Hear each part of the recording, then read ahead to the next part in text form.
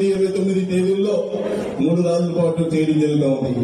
అంతేకాదు నియోజకవర్గ స్థాయిలో మహానాడు కూడా చేసుకోవడం జరిగింది. మనందరం కూడా మన ఈ నియోజకవర్గాల్లో తదుపరి అయిన తర్వాత మనం ఈ జిల్లా మహానాడు తనకు పట్టణంలో చేసుకోవడం జరుగుతూ ఉంది.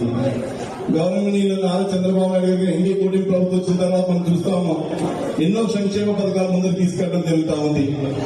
ఒక పక్క పెన్షన్ ఇప్పుడు భారతదేశ చరిత్రలో ఎప్పుడు లేని విధంగా మొట్టమొదట ఎన్టీ రామారావు గారు ప్రారంభిస్తే ఒకేసారి 4,000, 3,000 నుంచి 4,000, 1,000 నుంచి 2,000 అట్లా పెన్షన్ కానీ అదేవిధంగా వివిధ స్కీమ్స్ అన్ని కూడా తెలుగుదేశం పార్టీ ముందుకు తీసుకెళ్లడం జరుగుతూ ఉంది. ఉచిత బస్ సర్వీస్ కానీ, ప్రతి పిల్లవానికి చదువుకోవచ్చునని, అదేవిధంగా ప్రతి రైతు ఇవ్వడం కానీ, అన్ని రకాలుగా గ్యాస్ కానీ అన్ని కూడా ఎన్నో సంక్షేమ పథకాలు సూపర్ సిక్స్ ద్వారా అమలు చేయడం జరుగుతూ ఉంది.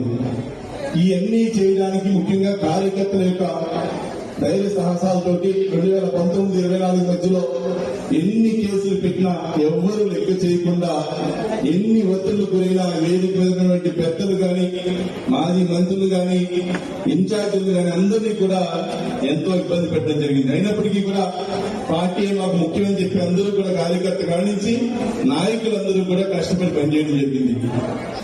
మన పశ్చిమ గోదావరి జిల్లాలో ఎప్పుడు కూడా అధికారం తీసుకురావడానికి పశ్చిమ గోదావరి జిల్లా ముందులో ఉంటుంది. ఈ రోజు అన్ని కూడా 7 నియోజకవర్గాలు ఎంపీ కూడా గెలిపించడం కానీ ఉమ్మడి జిల్లా మొత్తాన్ని కూడా కలవడం జరిగింది. అంతేకాదు రాబోయే రోజుల్లో మనందరం కూడా కష్టపడి తెలుగుదేశం పార్టీని ముందరికి తీసుకెళ్లాలని చెప్పి తెలియజేసుకుంటూ, అందరూ కూడా మహానాడు కార్యక్రమంలో కూడా పాల్గొనాలని చెప్పి అందరినీ కూడా సవినయంగా కోరుకుంటూ, కాలువ తక్కువగా ఉంది, పక్కన బయట ఆకాశం వర్షం కురుస్తా ఉంది, ఒక పక్కన మళ్ళీ వచ్చిన వారందరూ ఇబ్బంది పడకూడదు కాబట్టి అందరూ కూడా క్లుప్తంగా వారికి ఇచ్చిన సమయాన్ని వారు మాట్లాడవలసిందిగా కోరుతూ